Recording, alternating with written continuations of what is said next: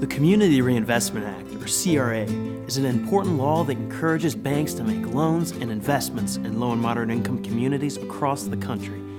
Every year, the CRA helps bring over $100 billion in capital to these communities.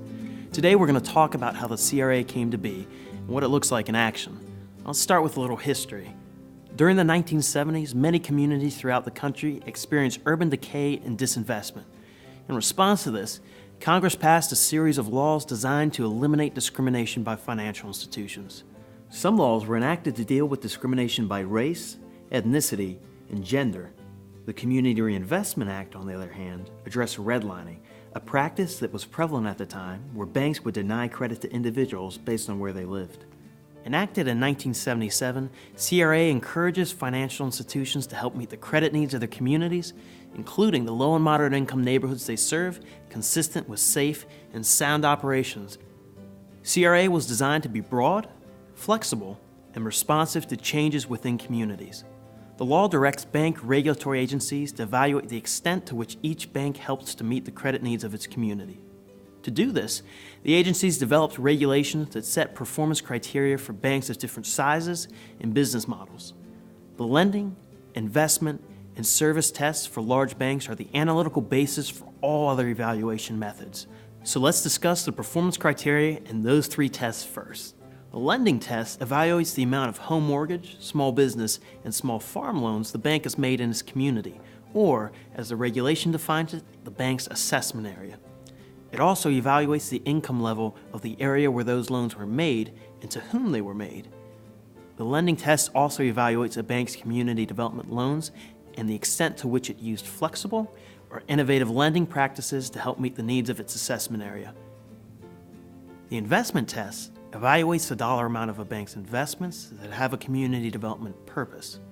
It also gauges the complexity of those investments, how innovative they are, their responsiveness to credit and community development needs, and the extent to which those investments are or are not provided by private investors. Finally, the service test evaluates both the retail and community development services provided by banks to people and in areas of different income levels.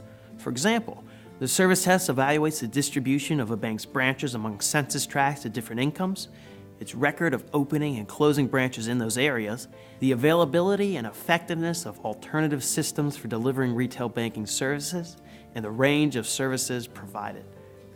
Taken together, these three large bank performance tests provide the analytical foundation for all other examination methods. Although the exam method will vary depending on the size of the bank, no matter which examination method is used, the CRA directs one of three regulators to assign a rating to every bank's performance. These are the same agencies that write the regulations and provide guidance on how the CRA rule is applied. The ratings are taken into account when a bank applies to merge with or acquire another institution or to open new branches. Agencies are also required to make the written CRA performance evaluations public. This transparency supports the participation of community organizations, local governments, and other interested parties in identifying credit needs and opportunities that banks can help meet. So now that we've talked about the CRA generally, let's see how it works in practice. Now, this is Sarah. She's a CRA officer for California Allegiance Bank, a $1.6 billion state-chartered institution based in Southern California that's regulated by the Federal Reserve. Over the past 2 years, Sarah and her team have been working to ensure that her institution's loans, investments, and services are meeting the needs of the bank's entire community. To do this, Sarah not only analyzes demographic information about the community, but she also attends meetings with local nonprofits, the Chamber of Commerce, and other stakeholders to find out what her bank can do to help meet the credit needs of the community. Sarah has also been documenting the numerous loans, investments, and services the bank has provided over the past 2 years since their last examination to show how our bank has helped borrowers buy a home, build their credit, or open a small business. Thanks to all this preparation, Sarah feels ready for her bank to be examined. This is Paul. He's a bank examiner with the Federal Reserve, and he'll be conducting the CRA exam on California Allegiance Bank. Based on the bank's asset size, he'll be using the large institution examination method. In preparation for the exam, Paul researches the demographics, economic conditions, credit needs, and community development needs of the bank's assessment area. He reviews economic changes in the assessment area since the institution's last examination, including the unemployment rate, industry growth, and the condition of local housing and rental markets. Paul also looks at credit and community development needs, including affordable housing and the local poverty rate. To complement this quantitative assessment, Paul contacts community stakeholders and asks them to describe the on-the-ground conditions they see on a daily basis. Over the course of about 2 weeks, he works with Sarah to determine which of California Allegiance's loans, investments, and services qualify for CRA consideration by identifying those activities that benefited predominantly low and moderate income areas or distressed or underserved communities. He also reviews any comments or complaints submitted by the community regarding California Allegiance Bank's perceived CRA performance. Once his evaluation is complete, he meets with Sarah to discuss his findings and preliminary rating. Paul also talks with Sarah about community needs and, if necessary, California Allegiance Bank's plan for improving performance going forward. After the exam is complete, Paul writes up his evaluation of California Allegiance Bank.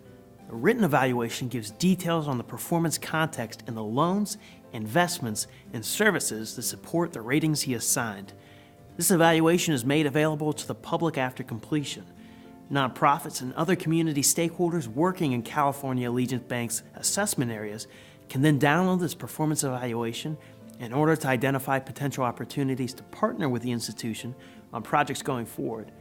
Whether you're a banker, a nonprofit, or a community member, the CRA can play an important role in ensuring fair access to credit and other financial services.